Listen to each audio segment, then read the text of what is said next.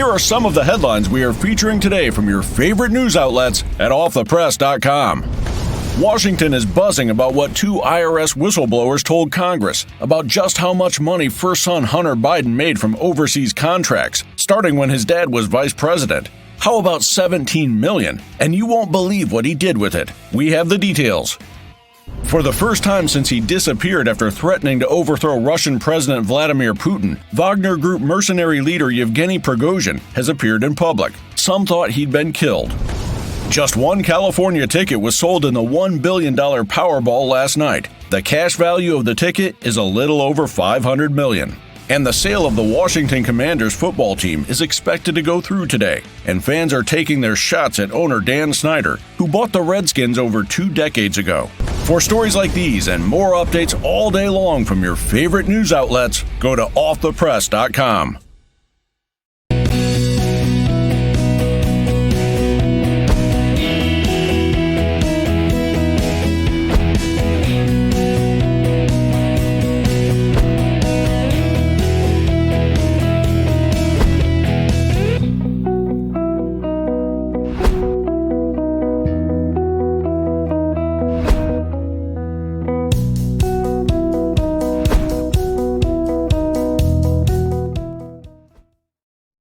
America's Voice Live, America's fastest growing news program.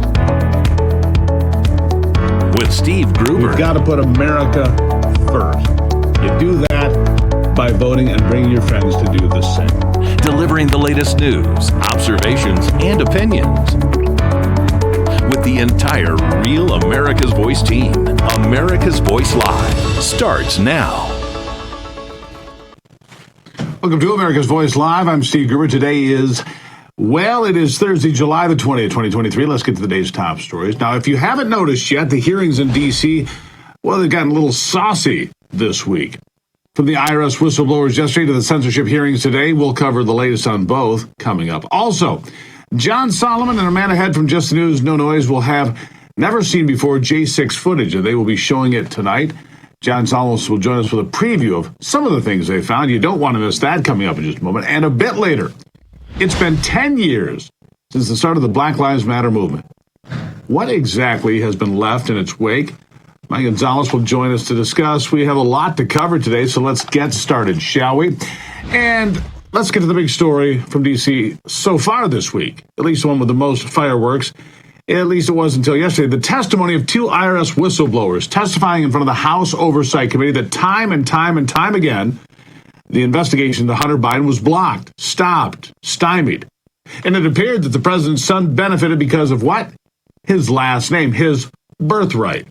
Both whistleblowers, Gary Shapley, a supervisory agent, and Joe Ziegler, known as Whistleblower X, one of his employees who was on the elite team, like I said, called Whistleblower X, to investigate Hunter's tax evasion money laundering schemes that I think just about everyone now agrees happened and could even be going on still. Joe Ziegler says there was an air of intimidation when it came to looking into Hunter Biden and the whole money scandal. An air of intimidation, he said. Listen. There was an environment when we were interviewing witnesses where you were afraid to ask questions that could lead to the presidential campaign. And this is after the campaign's over. So questions like that, it was restricted, and so things like that we were limited to talking about. Well, the irregularities and the roadblocks were put up for years, according to both witnesses. And more recently, they have been the ones that are getting smeared by Democrats and their partners in the mainstream press. Self-identified as a gay Democrat married to a man, Joe Ziegler says accusations of him being politically motivated are quite simply absurd. Here's more of what he said. I will also note that while the impression has been conveyed by the U.S. Attorney in Delaware that he has similar powers to that of a special counsel in this case, free rein to do as needed, that was not the case. It appeared to me, based on what I experienced, that the U.S. Attorney in Delaware in our investigation was constantly hamstrung, limited, and marginalized by DOJ officials as well as other U.S. attorneys. I still think that a special counsel is necessary for this investigation. And after calling himself out as a gay Democrat, he went to work dismantling the entire idea that somehow he and Shapley are motivated by anything other than doing their jobs, telling the truth, holding people accountable, no matter their station in life, and pointing out that the IRS and Department of Justice were required, I add, to charge Hunter Biden with felonies because of the number and nature of the charges against him, not to mention the kinds of things he put into his tax return that displayed a pattern of recklessness, of deceit, of intent. Ziegler says the deductions made by Hunter Biden are flat out illegal, and yet he's still going to get away with it. Here it is. Thus, as I read the public documents as the Department of Justice action against Hunter Biden, there is nothing that indicates Hunter Biden will be required to amend his false tax return for 2018. A false tax return that includes improper deductions for prostitutes, sex clubs, and his adult children's tuition. And Ziegler was not alone at all when it came to flagging those deductions. Florida Congressman Byron Donalds was all over the fact that Hunter Biden was buying prostitutes and writing it off as a business expense. Stress relief, I guess. Here's that. Transcript, page 17, what it says is that you were investigating a social media company, and through the process of that investigation, you found out that Hunter Biden was paying potentially for prostitutes in a potential prostitution ring. Is that correct? That is correct. Okay. Unbelievable. Prostitutes, drug dealers, and a whole lot more. And by the way, it got a lot worse today. We'll tell you about Chuck Grassley's revelations here shortly. So when it came time to finally sit down with Hunter, well, that didn't exactly work out either. You see, whistleblower Gary Shapley says Hunter Biden and his team were tipped off about a planned intervention and interview over the allegations of money laundering and tax evasion and intent. This is long and well worth a good listen. Here it is. I want to talk about something that is a little unique to this investigation. I want to take you back to December 7th and 8th of 2020. And you were planning your investigative team, right? This is the whole team, East Coast, all across the country. Numerous interviews are going to be conducted. And Hunter Biden was going to be the subject of one of those in LA, correct? That's correct. And this is unique because Joe Biden has won the election. We're walking into this, and there are some serious, if there's Secret Service protectees, I'm assuming you have to contact the Secret Service. You're not walking up with armed FBI agents to a Secret Service protectee. Yes, we had a plan on how to approach Hunter Biden that day. Could you briefly explain that plan? So the FBI SSA and I were assigned with interviewing Hunter Biden that day.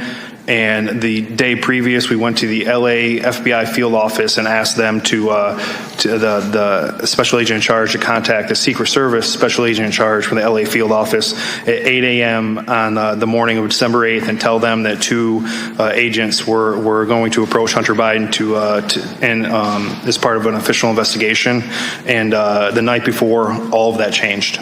And all of that changed because FBI headquarters and Secret Service headquarters coordinated, and that information had gotten out to everybody the night before. And we can talk about whether it's a highly political investigation and all of those different things, but there's another group of people that was made aware of that the night before, wasn't there? Yeah, that's correct. And that would be the transition team. That's correct. And the transition team is a political operation set up to help the president-elect vet cabinet employees, work on inauguration, do all of those things. Is that your understanding? Generally, yes. Do they have any special investigative powers I don't know about? Not that I would know of. In your entire history and working in history with the IRS, you ever worked with a transition team of a president to help set up an interview with a subject of a criminal investigation? I have not. Last question. Did you ever get to interview Hunter Biden? We did not interview him. We did not. After all of that, years of investigation, which, by the way, if you don't pay your taxes, you know how long it takes? About 5 weeks, maybe 6. Doesn't take very long at all.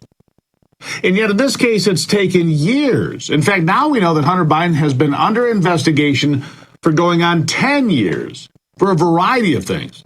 Money laundering, influence peddling, bribery, taking money and not reporting himself as a foreign agent of foreign governments and foreign companies, all of these things.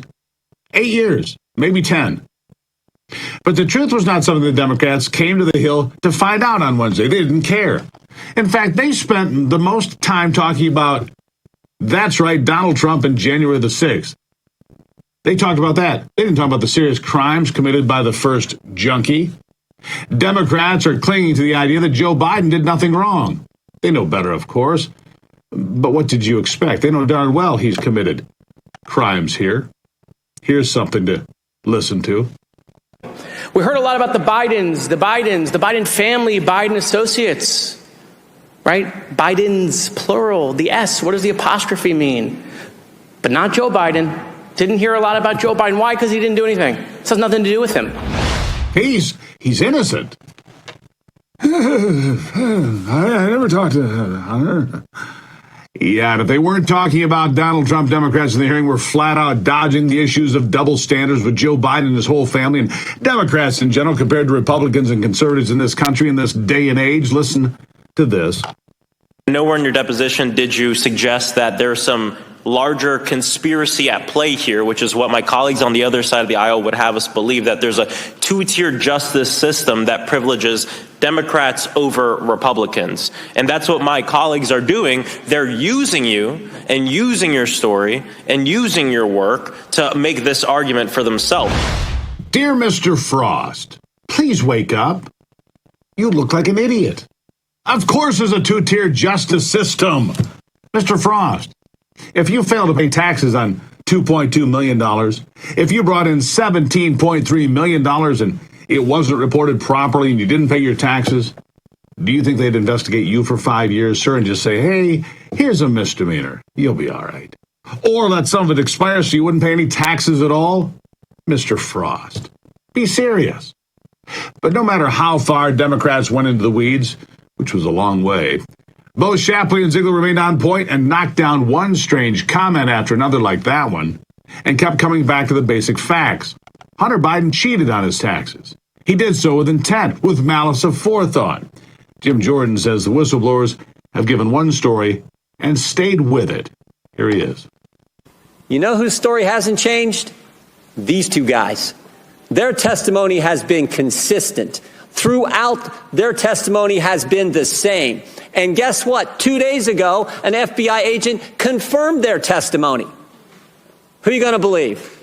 The Justice Department can't get their story straight, changed 3 times in 33 days, or these two guys?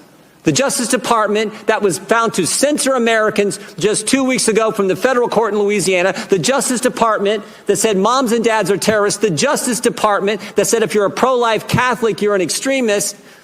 The Justice Department that can't get his story straight are these two guys. 10 years, over a decade of experience for each of them. The go-to guys in international tax evasion cases. The A-team when it comes to investigating these matters. All over the world they've done this. And who've been consistent throughout. I think I'll believe these guys. I think they're the ones telling the truth. And that is fundamentally what this comes down to. So God bless you guys for the work you've done, the courage you have, and for being here today, stepping forward because you care about equal treatment under the law. That's what's at stake, plain and simple. Plain and simple. Got to trust those wrestlers, Buckeyes or not. You see, the truth left the Democrats so confused at times. The truth, looking at the truth, being shown the truth, confronted with facts, had the Democrats so confused at times, they actually began to agree with everything that was being said by the Republicans in the room. Democrat Dan Goldman admits Hunter and Joe discussed business deals. Contrary to what we've been told by Joe Biden anyhow, and all the Democrats, and Karine Jean-Pierre and others, Democrat Dan Goldman got so confused by the facts that he admitted, they're true. Listen to this. And you testified that he said that Hunter told his dad, according to Rob Walker, quote, I may be trying to start a company or try to do something with these guys. Now, let me ask you something. That doesn't sound much like Joe Biden was involved in whatever Hunter Biden was doing with the CEFC if Hunter Biden is telling him that he's trying to do business with them, does it? No, but it does show that he told his father he was trying to do business, and he was talking. Well, that is true. Hunter Biden does try to do business. That's correct. Yes. So you don't not only have no direct evidence connecting Joe Biden to any of Hunter Biden's business deal, you actually had proof that he wasn't involved. That is the proof that you had. What we have here is proof that you, Mr. Goldman, are a sanctimonious weasel. You just got caught. You just admitted that Hunter and Joe Biden did, in fact, talk about Hunter's business deals, which, let's be clear, they were not Hunter's business deals. They were the Biden family cabal business deals. That's what they were. Oh, and the story of U.S. Attorney Weiss has been changing back and forth and flip-flopping back and forth. Jim Jordan did get to that as well. One more thing. Here it is. They've changed their story. You guys haven't. What do you think happened? What do you think? Mr. Weiss was consistent with the investigators up until this October 7th meeting, and then he changed. What do you think happened, Mr. Shapley?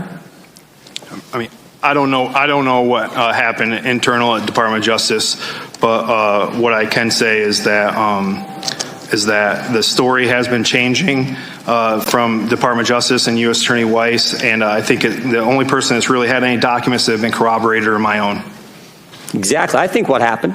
I think it's obvious. Anyone with common sense can see what happened, because he said it in Mr. Graham's letter. He said, I had discussions with Maine Justice.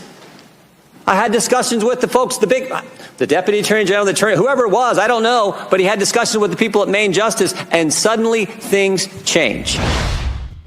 Well, the truth is making it to the light. It's slow, but steady, and it's getting there surely. Bad actors have gotten too comfortable hiding in the dark, but hopefully this is a continuation of putting the light in there. A start to the House Subcommittee for Oversight and Accountability to finally live up to its name.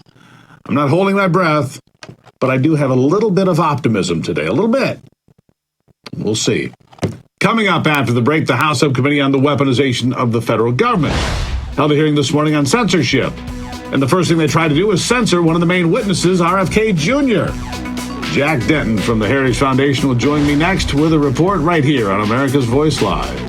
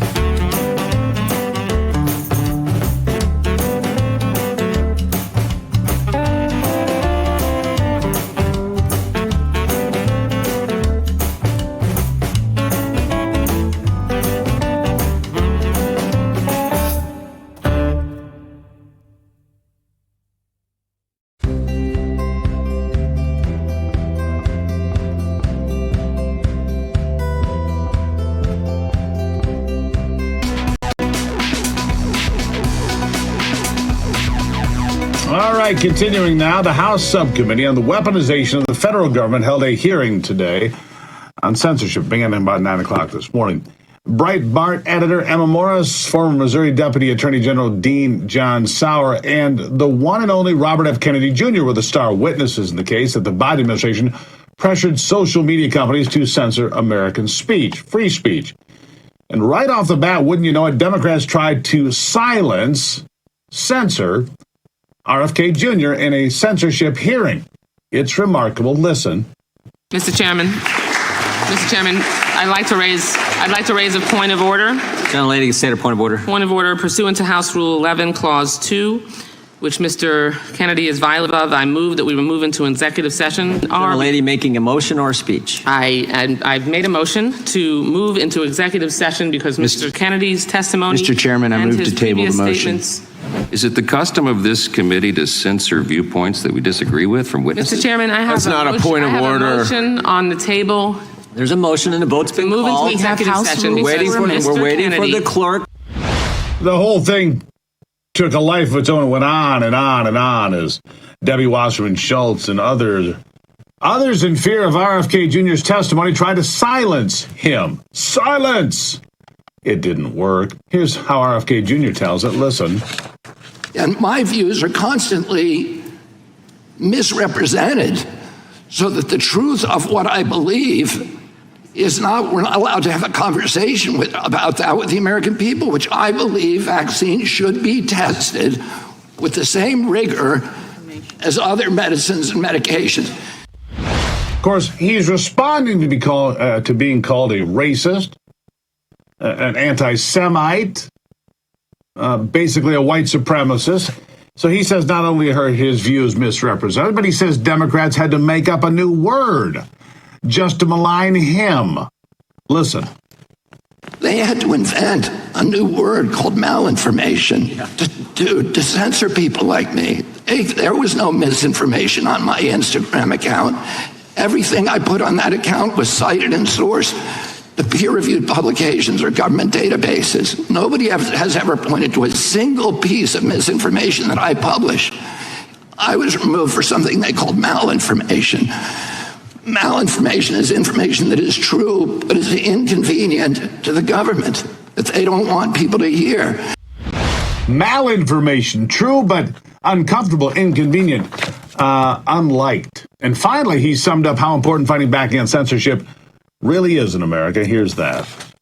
A government that can censor its critics has license for every atrocity. It is the beginning of totalitarianism. There's never been a time in history when we look back and the guys who were censoring people were the good guys. All of us grew up reading Arthur Koestler, Robert Heinlein, Aldous Huxley, George Orwell, and they were all saying the same thing. Once you start censoring, you're on your way to dystopia and totalitarianism. 100% right. 100% right. Ayn Rand said the same thing. Joining me live now to discuss, research associate at the Heritage Foundation Tech Policy Center, Jake Denton. Jake, thank you for being here. I mean, it was the most bizarre beginning to a hearing I've seen in some time, and that's saying something in Washington where you live, isn't it? Yeah, absolutely. I mean, it really just shows that censorship is a culture that extends far beyond Silicon Valley at this point. You know, the Democrats had no shame in trying to derail this entire hearing just to make sure that RFK Jr. couldn't say what he says on his social media platforms or during his interviews. And the same strategy is used by Silicon Valley tech companies every day to try and make sure those things don't proliferate on social media. And it doesn't matter if they're true or not. As RFK mentioned, they just make up new terms to try and find a way to get you off the platform or out of the congressional hearing room. And so this is just snowballed to a point where it's almost comical to watch these things unfold in real time. Oh, and he got quite direct with Stacey Plaskett, the member of Congress from the U.S. Virgin Islands, who's the senior member on the committee for the Democrats, saying you're totally disinformation is what she's doing, totally not representing what he said about Jewish people. So it's complete lies. And the one thing he said that they have gone to great lengths to paint him as an anti-vaxxer. He says, I'm not an anti-vaxxer. All of my children got the COVID vaccine. I am legal with the COVID vaccine, up to date, as he said. No, he said he's up to date on all other vaccines except the COVID vaccine. The point being is he's not an anti-vaxxer, but everybody in that room probably thought that he was. Millions of Americans think he is because that's the way he's been painted. He says he has been smeared. And he's being smeared because he's running against Joe Biden, don't you think? Absolutely. And I mean, this really highlights another big issue when it comes to digital media censorship. It's very one-sided, and it allows for, whether it be an elected official, a public figure, or just an average person, to slander someone in a public setting like Twitter or a congressional hearing, and they don't get the chance to respond. RFK is in a unique position where he has a big enough audience where he can kind of debunk these things as they happen. But if you're a smaller person, if you're someone like myself, and someone launches an attack like this and you don't have a platform to defend yourself, it's just accepted as fact. And that's the scary territory that we find ourselves in, where we don't even have the ability to defend ourselves if you're taken off these social media platforms. And a lot of the time, as we saw in this hearing, as we saw in Missouri versus Biden, it's being done at the behest of government. And so it's very concerning across the board to watch this, and whether it be a congressional hearing or just happening to a small average person in the United States.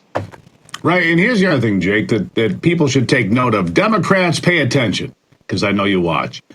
Pay attention, because if they can go after JFK Kennedy, part of Camelot, really, part of that whole Kennedy legacy and legend, if they can attack this guy, they can attack anyone. Because basically, they're painting him as a racist, a bigot, an anti-Semite, a guy who's an anti-vaxxer, making him look as bad as possible. They're trying to make him a new version of Donald Trump. That's how hard they're attacking him, Jake. And if that can be done to a Kennedy, it can be done to anybody. I'll give you the last word. Yeah, that's absolutely correct. And I think, if you can take one thing away from this process, it's that censorship really will stop at no means. It doesn't matter who you are, where you come from. If you say something that is dissenting from what is the mainstream narrative, they will use the full force of this machine to silence you. So it doesn't matter if you're a presidential candidate. It doesn't matter if you're just some average middle American. They will come for you. And so it's critical that regardless of how these court cases end up, how these congressional hearings end, that we keep pushing to make sure that every American has the right to access these platforms and speak their mind. I don't agree with RFK on much of anything, but let me be clear on that. But I agree with him on the freedom of speech and the American Constitution, defending my right to speak, and yours too, Jake. Thank you for being here. Thanks for having me. All right, up after the break. Russia isn't letting up as they continue to attack grain and oil supplies from Ukraine. That story straight ahead on ABL.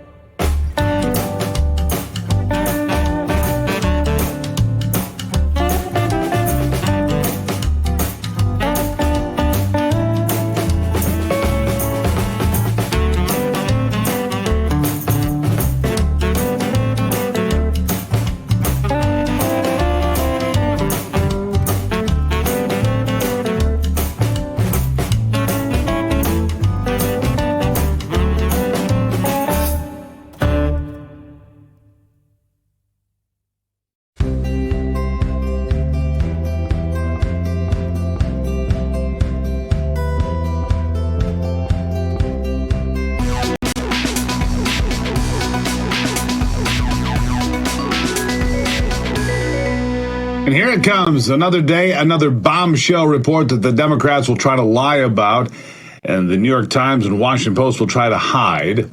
You see, a trusted FBI informant told agents in 2020 that Hunter Biden was hired by Burisma Holdings to use his father to help protect the Ukrainian gas firm from problems, including an effort to take care of a Ukrainian prosecutor who was investigating the company for corruption.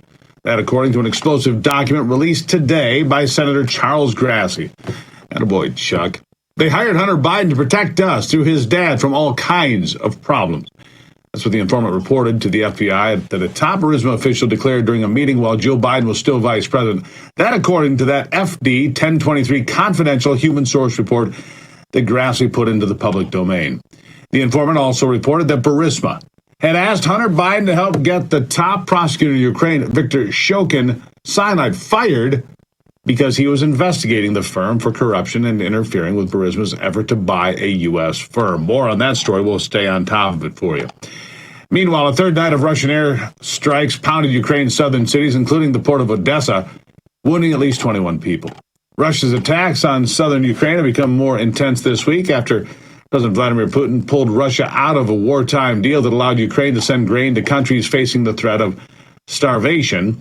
The strikes came one day after an intense Russian bombardment using drones and missiles damaged critical port infrastructure in Odessa, including grain and oil terminals. The attacks have destroyed at least 60,000 tons of grain. Furthermore, the White House warned Wednesday that Russia is preparing possible attacks on civilian shipping vessels in the Black Sea. The warning could alarm shippers and drive prices up even higher. Somebody's making money on that deal, I can assure you. And we'll get back to the news after this quick break and a message from one of our great sponsors, My Patriot Supply. Question, why are so many people buying emergency food right now? The answer? As tensions continue to escalate, our fragile food supply chain will break again.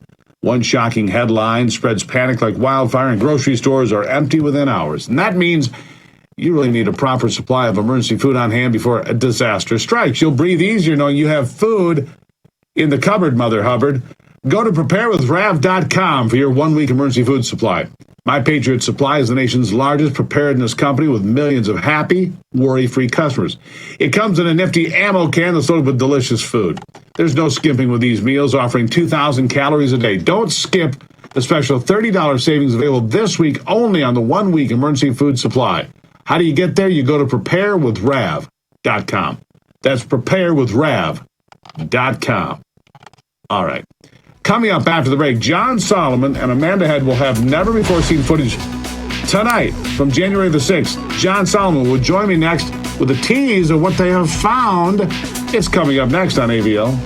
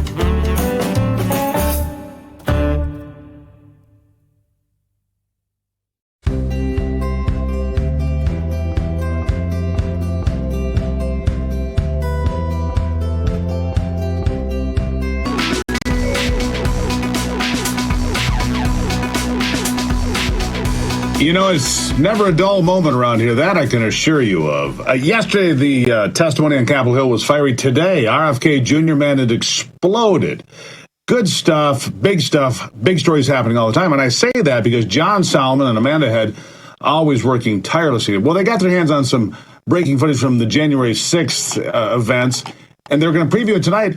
But then this news story hits the front page, if you will, from Chuck Grassley, the senator from Iowa, releasing an FD 1023 that basically exonerates everything that John Solomon reported since 2019. John Solomon, much like RFK, has been smeared, labeled, dismissed, and called all sorts of things. He's with me now. I call him a solid investigative reporter. John, thank you for being here.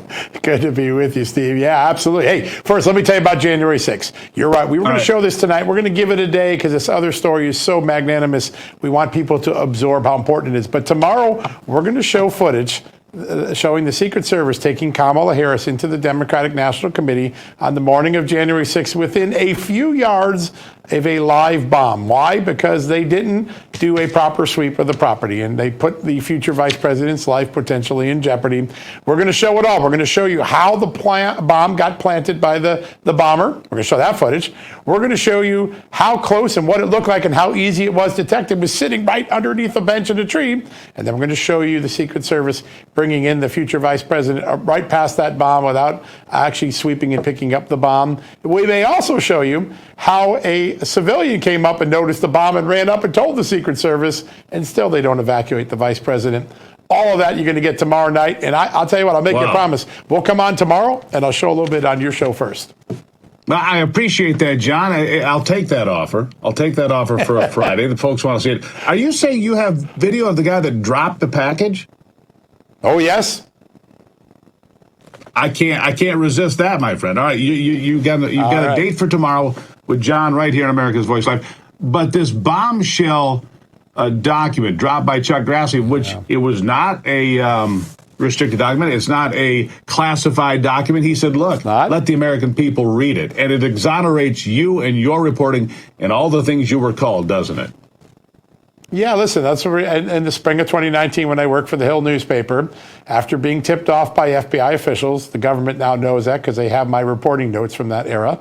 I was told that there was a real concern that Joe Biden had taken this action to fire Ukrainian chief prosecutor Viktor Shokin because Shokin was investigating the son of the company, Burisma Holding, that Joe Biden's son was working at, Hunter Biden.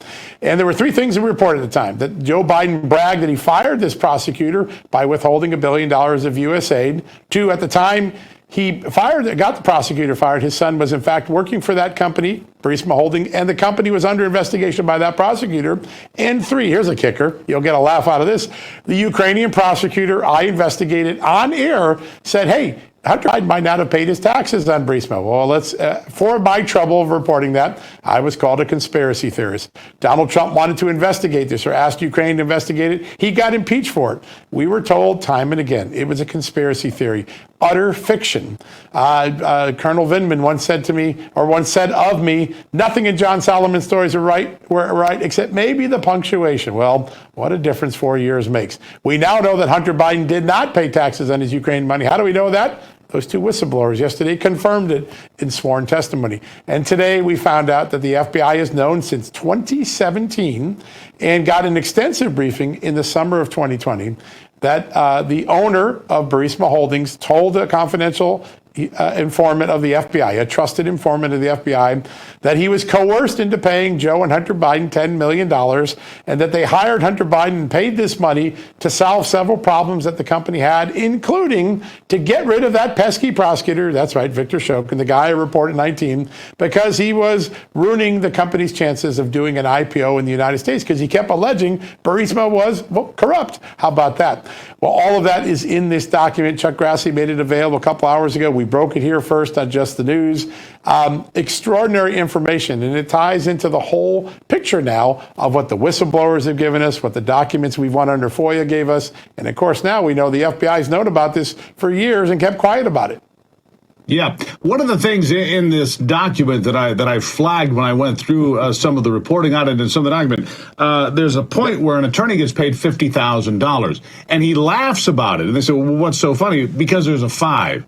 When we pay the Bidens, it's $5 million to one Biden and $5 million to another, not $50,000. I mean, that's pretty telling, John. And yesterday, the whistleblower said $17.3 million is the amount of money they found that the Bidens brought in from a variety of sources.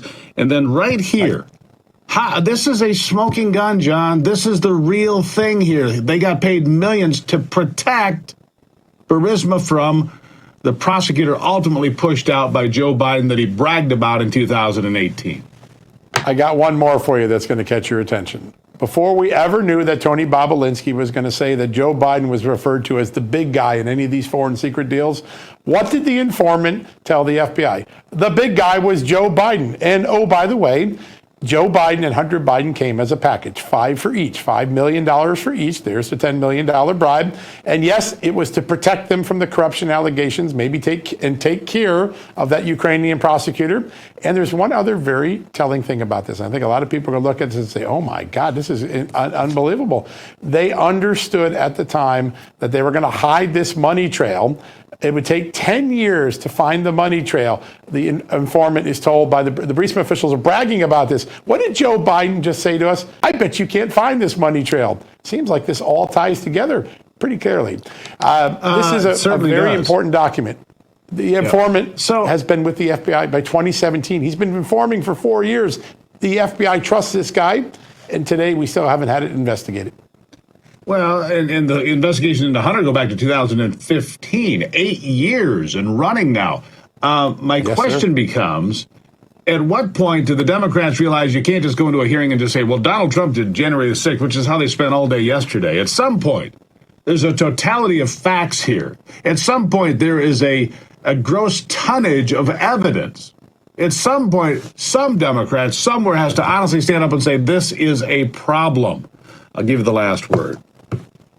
Yeah, it is. Listen, this is going to be a long, hot summer for the Hunter Biden and Joe Biden family. Why? Next week, the longtime business partner of Hunter Biden is going to appear before the House Commerce Committee. This is House Oversight Committee. This is an insider from the Biden family. He's going to give some new information about what Joe Biden used to do when it came to Burisma and his son's clients. Stay tuned for that. This is all going to tie together. It's going to be very hard for Joe Biden to keep the "it's a conspiracy theory" line going much longer. Yeah, it's going to be hard for the New York Times, the Washington Post, and all their cohorts to hide it from the public, too. At some point, it gets out. John, we'll talk again tomorrow here. A little preview of the footage of the January 6th, plus more reporting right here on this big document today. John Solomon, as always, my friend, thank you. Good to be with you. And it's always good to have John here because you know you're getting it straight. All right, coming up after the break, it's been 10 years since Black Lives Matter rolled into the scene. What lessons have we learned from that movement? Mike Gonzalez from the Heritage Foundation joining me next with his insights on America's Voice Live.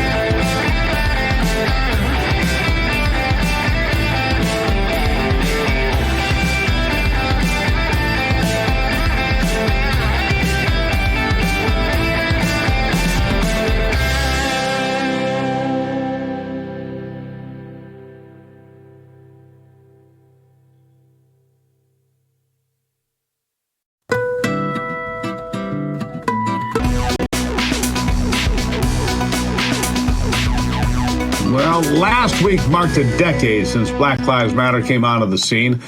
The media doesn't mention the group much anymore, mainly to avoid embarrassing evidence of its corruption, in the fancy houses bought by its directors. But BLM has changed the nation in profound ways, perhaps permanently, and continues to do so. The transformation of America was deliberate. The founders of BLM were hard-boiled Marxists who had been waiting in the wings to revolutionize America for years prior to 2013.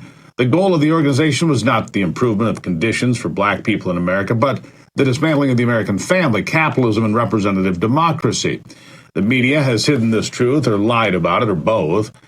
But now Mike Gonzalez of the Heritage Foundation. Mike has written a thorough article of the movement titled Reckoning with Black Lives Matter. He joins me now to talk about it.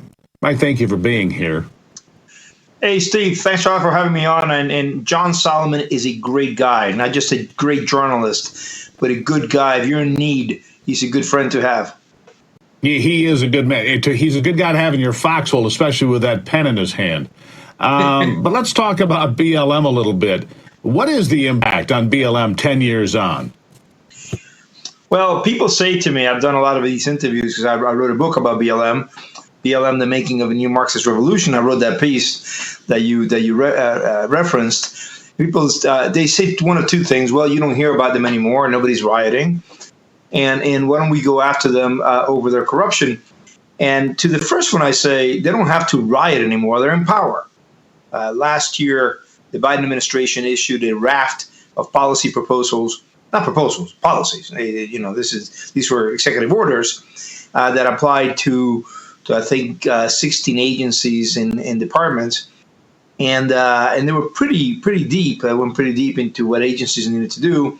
And later on that day, the Black Lives Matter Global Network Foundation said, we applaud the Biden administration and we have been writing this policy with them at the White House since December 2020, so a month before Biden took office. This was last year. So they're writing policy. They've changed the country. They have changed the country immeasurably. The media, which has done a horrific job on this, they do the opposite of what John Solomon does. They do not cover this. They never vetted them. They just accepted everything, and they have called the changes a racial reckoning, and do that mindlessly, like lemming. It's not a racial reckoning. America is not coming to it's not being accountable for its past sins. America has paid for its past sins. What has BLM done to improve the lives of black America in 10 years? Has it gotten better markedly anywhere? I know they improved their own situation by buying fancy houses and cars and other things, some of them that took the money that I would say was dishonest, to say the least. So what have they done to help black America or America at all? Nothing, nada. It was never meant to be that. It was always meant to change the country towards a Marxist outcome. They say this themselves. The people who recruited and trained the architects of BLM are very open about this. This is open source. This is leftists saying this. The media could quote them. Talk about Eric Mann and Harmony Goldberg and all the people at the School of Unity and Liberation and the Labor Community Strategy Center and the U.S. Social Forum, where they were politicized and socialized, and they were taught Marx and Mao and Lenin and how to do community organizing. That's what they meant to do. They're anti-capitalist, they're anti-family, they're anti-nation state. All the things that Marx called for in the Communist Manifesto in 1848, they were never meant to solve the things that really affect, that really produce disparities, racial disparities, such as the out-of-wedlock rate, family formation, the bad schools. These are the background variables that produce more of the same. No, that's what it was. More of the same. More of the socialist, Marxist, Maoist mentality that has done nothing for the world, cost 250 million people their lives in the 20th century, give or take, depending on how big the numbers were in China and the Soviet Union. That's a fact. Mike, where can people find this article to read for themselves, real quick? Either the Washington Examiner, where I'm a weekly columnist, or at the Heritage Foundation. So in the Examiner, it would be Restoring America, and in the Heritage Foundation would be heritage.org, or the Daily Signal, where it's republished. or they can buy the book, BLM, The Making of a New Marxist Revolution. I'm writing another book with Catherine Gorka on the next generation of Marxists. That we have to talk about this, Steve. We have to shine a light on this. We have to put it out there. We have to tell the people the truth about this because so many people are uneducated about it. You come back anytime. Mike, I appreciate it. Thank you. Really appreciate it. Good stuff. We will get back to the news after a quick break and a message from our sponsor today, Birch Gold. As central banks in countries like China, India, and Australia begin transitioning to a digital currency, well, guess what? The Federal Reserve wants to do that for you right here in America. With digital currency, the government could track every single purchase you make. They could even prohibit you from buying things. They could freeze or seize your money, part of it or all of it. These are some of the reasons concerned Americans reach out to Birch Gold. They want to have a physical asset that's independent from the U.S. dollar. Gold, held in tax-sheltered in retirement accounts, that's what they want. Learn if gold is right for you. Text America to 989898. They'll send you a free information kit on gold. They have an A-plus rating with the Better Business Bureau, thousands of satisfied customers, countless five-star reviews. Birch Gold has been helping my listeners from the very beginning. Text America to 989898 and claim your free information kit on gold, because if a central bank digital currency becomes reality, it'll be nice to have some gold to depend on, wouldn't it? After the break, something that will remind you about what makes America wonderful, plus answers to the America's Voice question of the day. I'll be right back.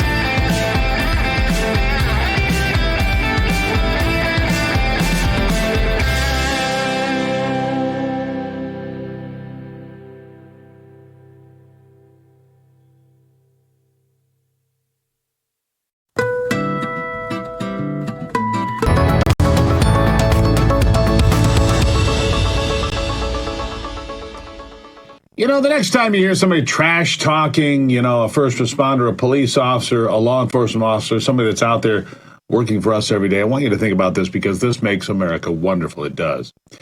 When a Philadelphia man with autism boarded the wrong train and ended up lost in New York City's Grand Central Station, his family had to cut their day short so they could travel to the Big Apple for this emergency pickup, of course.